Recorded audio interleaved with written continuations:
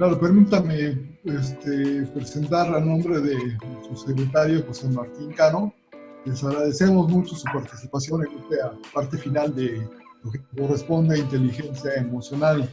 Aprovechando esta vía, quiero agradecer a mis compañeros de proyecto, en especial a la maestra Lucía Duarte Barroso, la maestra Luz María Duarte Barroso, la maestra Liliana Gabriela Hernández Vázquez y al licenciado Edgar Fonseca Vargas por estar en el apoyo técnico de diseño, discusión, etcétera, durante estas transmisiones. Les agradecemos mucho su presencia y dejamos la voz y la imagen a la maestra.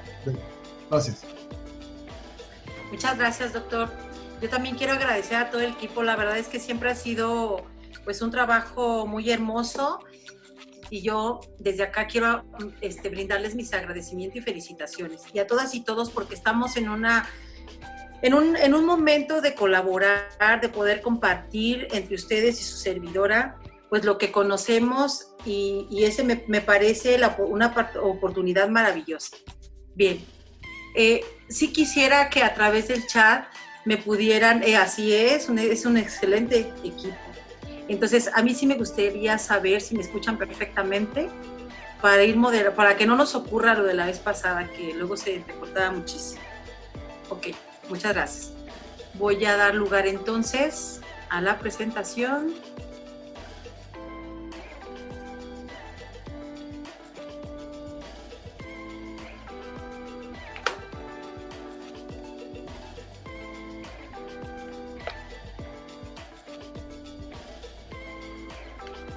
Ya se está, déjeme nada más que siempre se tarda con el F5, pero ya aquí voy. ¿Sí logran ver la presentación? Edgar, ¿me comentas por favor? Sí, se ve bien. Excelente. Sí se ve la presentación. Muy bien, muchas gracias. ¿Sí se ve completa? Porque yo aquí no la logro ver completa, pero... No, se ve la presentación como tal, nada más el PowerPoint. Ya tomó. Ahí está, ahora Okay. sí. Y muchísimas gracias. Bien.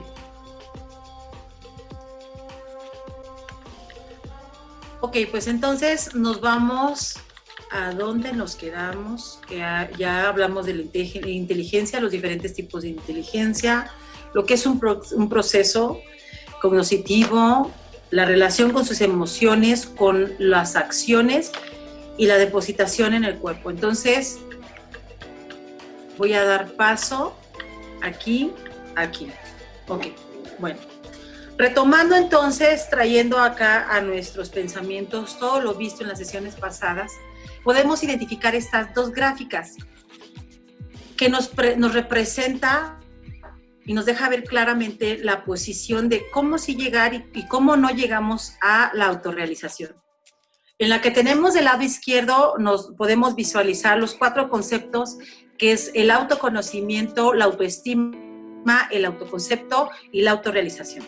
Ya comentamos qué es el autoconocerte, qué es tener autoestima, qué es tener un autoconcepto o cómo se generan los autoconceptos y lo que es llegar a la autorrealización. Y nos dice este esquema, a menor autoconocimiento hay menor autoestima. Ese es el resultado. Y entonces el autoconcepto es pobre y no va a ser posible la autorrealización. Ante mayor autoconocimiento, por consiguiente, hay mayor autoestima. Aquí me voy a detener un poquito. ¿Por qué? Si yo conozco de mí cuáles son mis herramientas, y puedo visibilizar y también dimensionar experiencias de mi historia de vida, cómo me he vivido, cómo he actuado, qué emociones me he podido reconocer en ellas. Entonces yo tengo un conocimiento de lo que sí me he vivido en bienestar y que no. Entonces, al tener un mayor autoconocimiento, yo ya puedo hacer un ejercicio de elección y decidir por qué camino me voy o cuál va a ser mi elección ante determinada circunstancia. Por consiguiente, cuando yo ya tengo la oportunidad y la libertad de elección, y me vivo entonces ante un evento que yo ya sé que por consiguiente va a generarme bienestar, esto va a generar una mayor autoestima. Y ¿por qué? Porque se genera autoconfianza. Y la confianza en uno mismo se va incrementando, por consiguiente el amor propio crece. Entonces, al mayor autoconocimiento, mayor autoestima y por lo tanto el autoconcepto es equilibrado. Al momento de hablar del equilibrio, ya estamos echando mano de que decimos, ok, yo ya me conozco, yo ya sé quién soy, yo ya sé con qué valores me rijo, cuáles son entonces mis herramientas personales, ya tengo un autoconcepto de mí, ya puedo ver claramente qué me describe.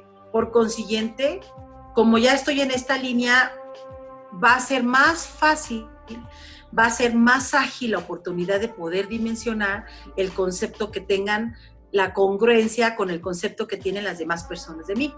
Entonces va a haber un mayor equilibrio y se vuelve posible la autorrealización. ¿Por qué? Porque como yo ya sé quién soy, hacia dónde voy, cómo me rijo y qué sí y no soy, qué saco de mi vida, qué dejo que entre a mi vida y lo que le da sentido a mi vivir, entonces en este camino mis objetivos son claros y mis objetivos van a ir alineados con mis valores. Entonces la autorrealización se da la oportunidad. Ok. Hasta aquí van, ahí por medio del chat, por favor me van comentando si van claras las diapositivas y mi expresión lingüística. Ok. La pregunta es, muchas gracias, Marce. La pregunta es, ¿cuánto amas lo que sabes de ti? Es una pregunta. Sé honesta, sé honesto contigo mismo. ¿Cuánto amas lo que sabes de ti? Ok. Ya visualizamos qué es la inteligencia emocional. Cuando reconocemos y conocemos qué es la inteligencia emocional, entonces estamos hablando, ¿y qué grado de inteligencia emocional tienes? Entonces estamos hablando de que eres dueño de tu existencia. Entonces estamos hablando que puedes pasar entonces, ya como lo dijimos en la diapositiva anterior, a la autorrealización. Ya tienes un sentido en qué camino vas, ¿sí? ¿Por qué existes? ¿Para qué existes? Que más adelantito vamos a ver la trascendencia, ¿no? Ya otro plan. Aquí estamos hablando entonces que cuando ya sabes que te reconoces, te abrazas, te amas, quién eres y te reconoces, la autoestima es cómo amamos lo que sabemos de nosotras mismas. ¿Cómo amamos? ¿Qué tanto abrazas, qué tanto respetas lo que tú eres? Bien, va a ser muy difícil aquí que si una persona venga y te diga una construcción distinta de la que tú no eres, tú la puedas introducir. Si alguien viene y te dice, ¿sabes qué? Es que tú eres una persona deficiente. Como tú ya te conoces, esa persona se puede dejar ante un evento que, por ejemplo, que solamente te conozca o te reconozca en un evento por 10, 15, 20 minutos o hasta un día completo, ¿qué tanto conoce de ti? Si una persona tiene un evento contigo, ¿podrá conocer mucho de ti en un evento de 1 hora? Pues no. Entonces, por consiguiente, lo que ella puede expresar va a ser meramente como juicio, ¿sí? Cuando una persona ya tiene más desarrollado el ojo clínico, pues entonces ahí sí ya puede dar lectura de un contexto más amplio, de que si lo que dice va congruente como lo expresa con sus comportamientos, con su lenguaje, con su tono, ya tiene un mayor conocimiento. Ok. Entonces, aquí definamos claramente que la autoestima es cómo amamos lo que sabemos de nosotras mismas, las personas. Bien. La libertad que tenemos, entonces, ya una vez conociéndonos y el concepto que tenemos de nosotras mismas, es elegir en cada momento cómo quieres vivir lo que acontece. Ya lo hemos platicado a lo largo de las 3 sesiones, cómo entonces, ya que te reconoces, ya cuáles y sabes que son tus herramientas personales, ¿cómo eliges vivir este evento? Este evento lo vas a vivir entonces al interior de tu familia de forma catastrófica, o lo vas a vivir como un evento de resignificar, de poder tener la oportunidad de mostrar a tus hijas, a tus hijos, a tus hermanas, a tus hermanos, a tus compañeros, tus compañeras de tu espacio laboral, que se puede vivir desde un lugar distinto, que es un momento de poder reconocer que tenemos la oportunidad de resignificar cómo venimos viviendo? Y viéndolo desde la aportación de Víctor Frank, pues obviamente ante un evento de pandemia no va a ser lo mismo, ¿no? Ya me imagino definitivamente que el doctor Bosco lo aclaró, no va a ser lo mismo ahora el tiempo después de esta pandemia. Entonces, en esta libertad, ¿cómo eliges vivir lo que nos acontece? ¿Cómo te descubres ante esta nueva circunstancia? Y hablando en el espacio transpersonal, ya viene una pregunta a un nivel superior y que es muy hermoso, de una autoconciencia de un nivel más alto. ¿Quién más? No nada más quién eres, sino a quién más vas a compartir. Ya hablamos que la inteligencia emocional te dicta entonces que tienes una responsabilidad de colaborar desde tu lugar de tu autoconocimiento con la sociedad. Entonces, hablándolo desde el espacio transpersonal, ¿quién eres? Y esta persona que tú eres, que ya te has reconocido, que te vives, que puedes modificar y generar unas nuevas construcciones del cambio, ¿a quién más vas a impactar? ¿Por quién lo vas a hacer? ¿Para quién? Y entonces la pregunta, ¿cuál es tu misión aquí? Que son unas preguntas que seguramente me imagino que también se abordaron. En el caso de Víctor Frank, en este espacio donde los nazis pues tenían una forma de vida y era evidente la violencia, ¿no? ¿Cuál es tu misión aquí? En aquel caso, ¿cuál es su misión? ¿Cuál es tu misión ahora? Cuando ya entonces tienes una identidad, que ya tienes el autoconocimiento, sabes dónde están tus valores y hacia dónde caminas, responde hacia quién eres, quién soy y para quién soy lo que soy. ¿Quién eres? Yéndonos más adelante en este camino, ¿para quién eres lo que eres? ¿Ok? Bien. Nos dice también la inteligencia emocional. Aparte, otros enfoques, otras teorías, también desde el psicoanálisis habla del ideal del yo real. Entre más exista una brecha, es decir, una diferencia de lo que tú dices ser, de forma congruente, cómo te comportas, de lo que tú piensas que eres a cómo te comportas, y la relación del descubrimiento de tus emociones, pues va a haber una brecha más amplia. Entonces estamos hablando desde el contexto, desde el ideal del yo, de lo que tú quisieras ser. Pero si hay mayor congruencia y hay mayor honestidad con tu ser, con tu sí mismo, estás hablando que estás más lineal, que tus pensamientos van de acuerdo con tus actos y que tus actos se alinean con tus emociones, de cómo te vives, propicias un bienestar, y estás hablando de un yo real. Entonces estás hablando de la honestidad, de la congruencia, de lo que es más real. Hay un acercamiento a lo realista.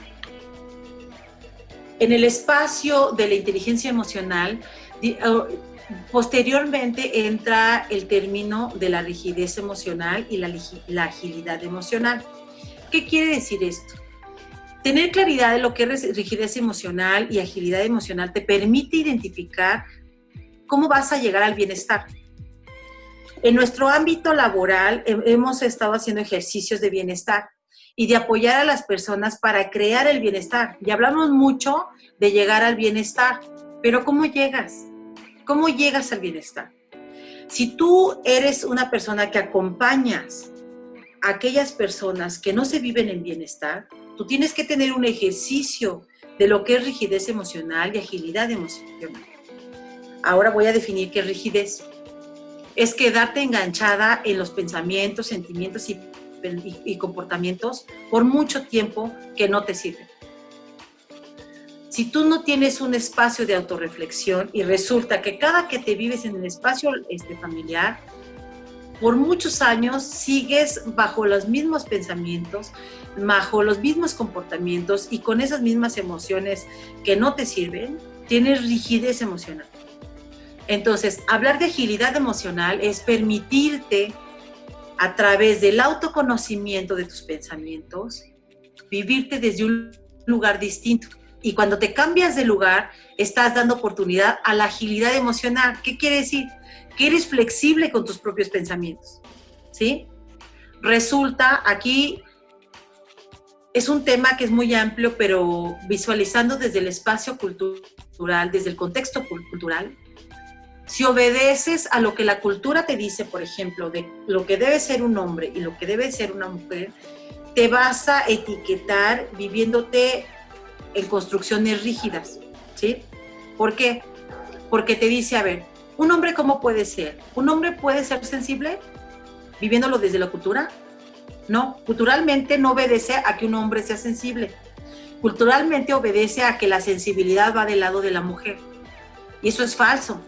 Porque un hombre también siente, o me equivoco, compañeros. Un hombre, por supuesto que siente, ¿no? Un hombre piensa, siente y actúa, y una mujer igual. Una mujer piensa, siente y actúa.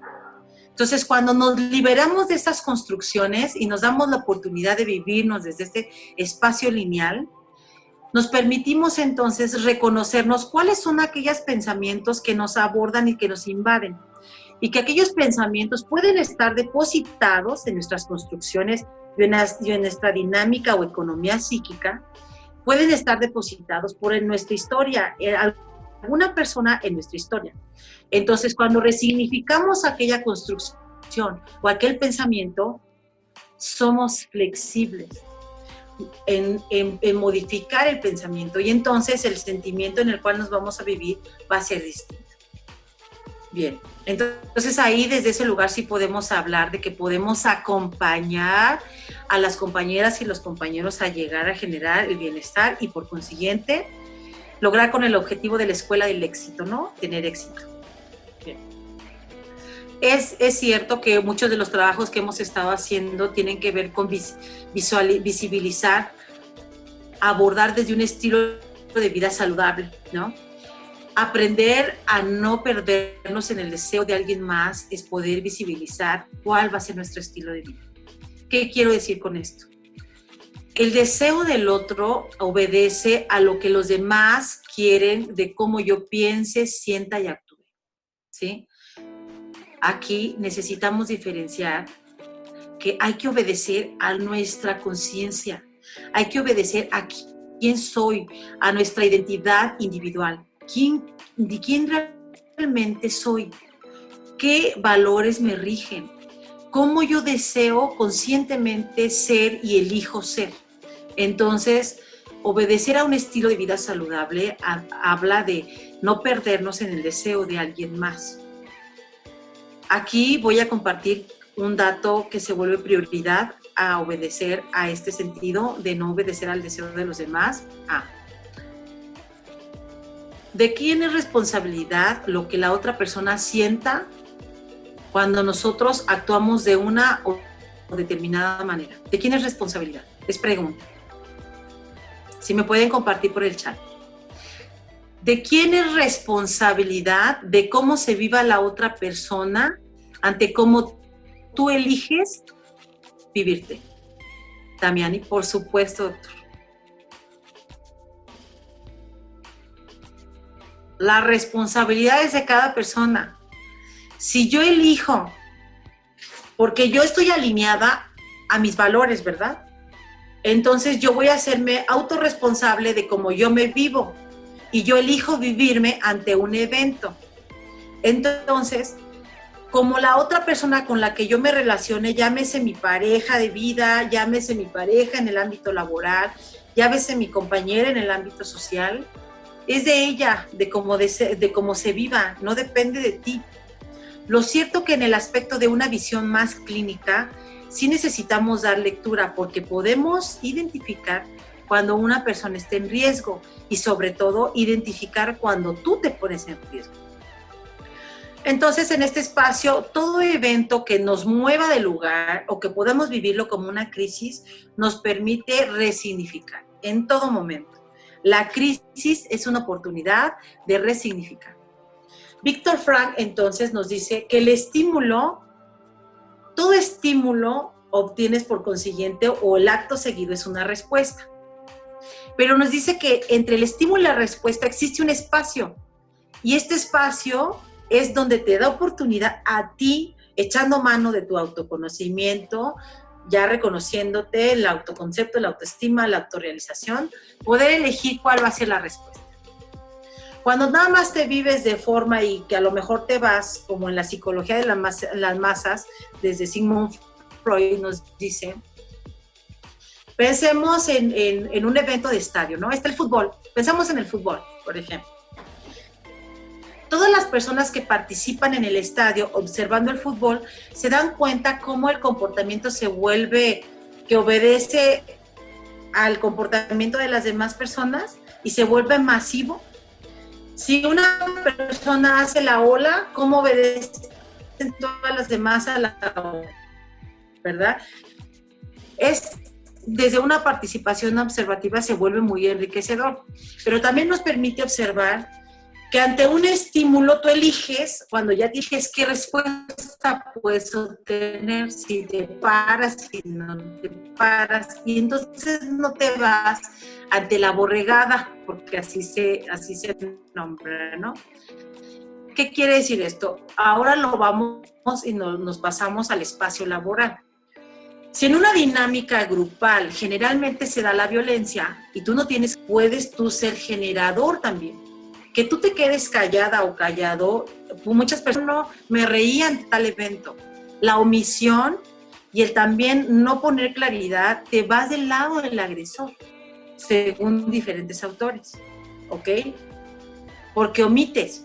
Bien, entonces, en este camino lo posiciono, en esta imagen lo posiciono cuando ya tienes claridad de tus valores, de quién eres y que quieres llegar a la autorrealización, cuando ya eres congruente, y me refiero a todas las personas, no quiere decir que diferentes eventos no puedan entonces generarte dolor, generarte frustración, no, porque tener conciencia de sí mismo no es exclusivamente o va ligado a tener bienestar, porque como eres un ser humano que estás en constante cambio, si así te lo permites y te permites vivirte desde diferente lugar, desde la conciencia de cuál sentido tiene tu vida, puedes presentarte ante conflictos, ¿sí?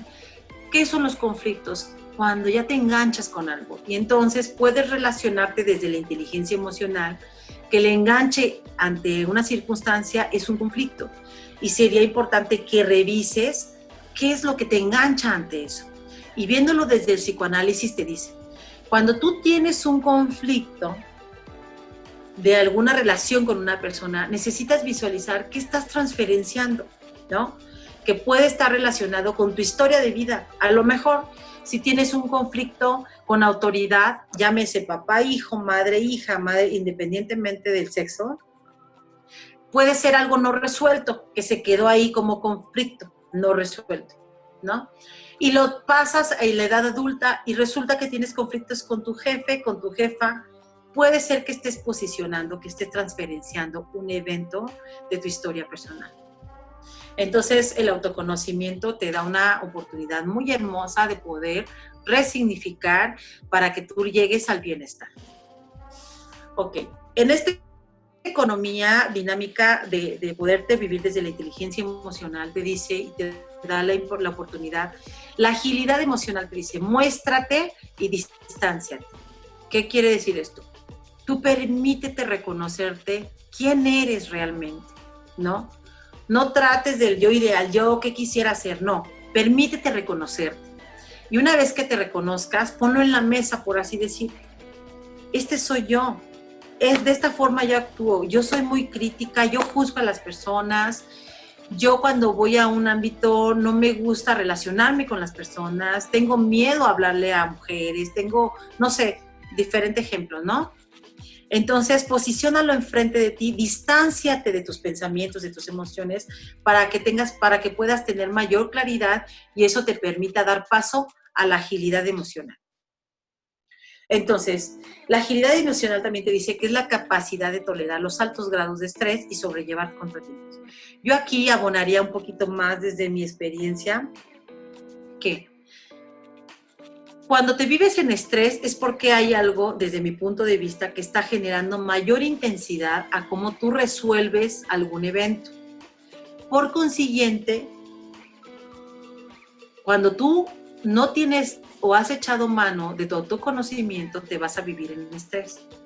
Pero cuando ya tienes y has echado mano del reconocimiento de quién eres, va a ser más difícil que te puedas vivir frustrada, que te puedas vivir tensa, ¿no? Porque tú ya vas a saber qué sí puedes hacer y qué no puedes hacer, porque ya te autoconoces. Entonces, vas a poder entonces dar paso al siguiente y poder ese evento, poderlo resolver desde tú, como te conoces.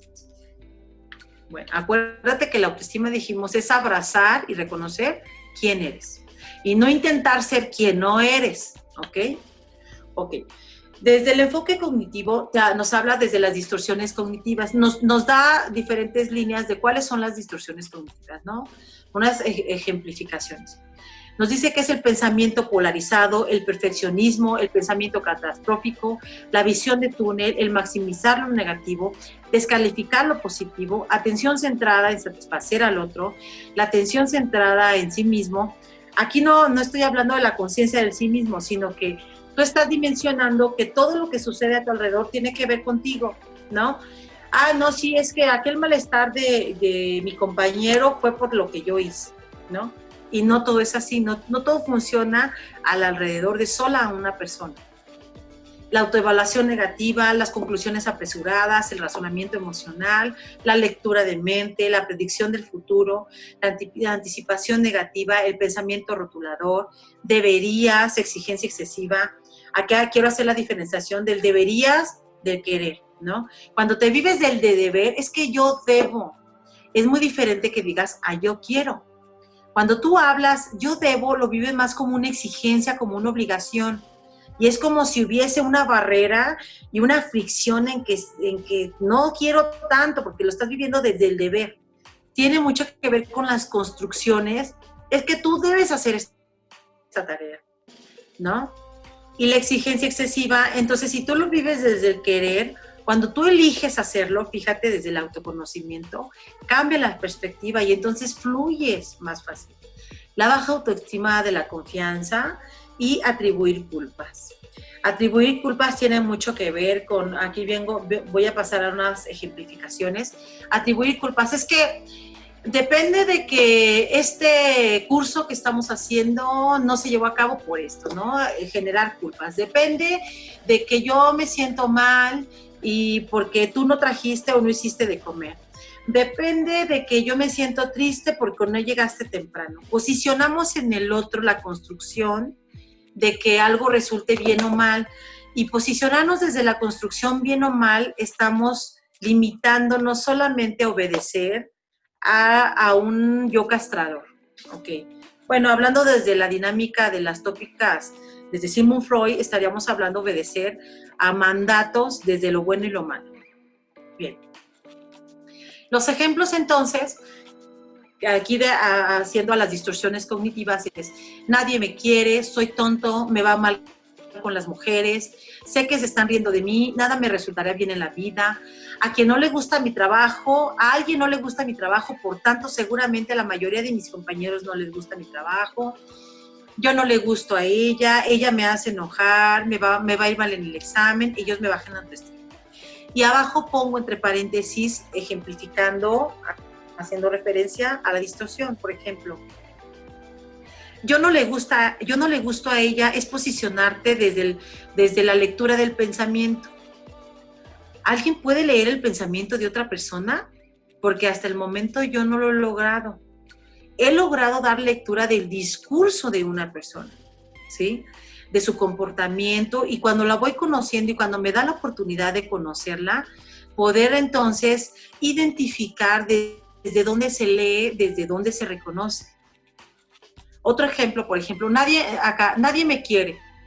Estamos generalizando, es una generalización excesiva. Cuando estás tú hablando, fíjate cómo se vuelve importante, o el discurso con otra persona en una relación interpersonal, es que nadie me quiere. Espérame, ¿de verdad nadie te quiere? Resignificar se vuelve importante. Bueno, Entonces, la inteligencia emocional nos dice, ¿qué síntomas tienes cuando tu miedo básico es a vivir? Ahí como que se están pasando algunas rayitas, ahí les pediría, luego hay que poner observación, qué es lo que nos raya la pantalla. Ok. ¿Cuáles son los síntomas que se representan cuando hay miedo a vivir?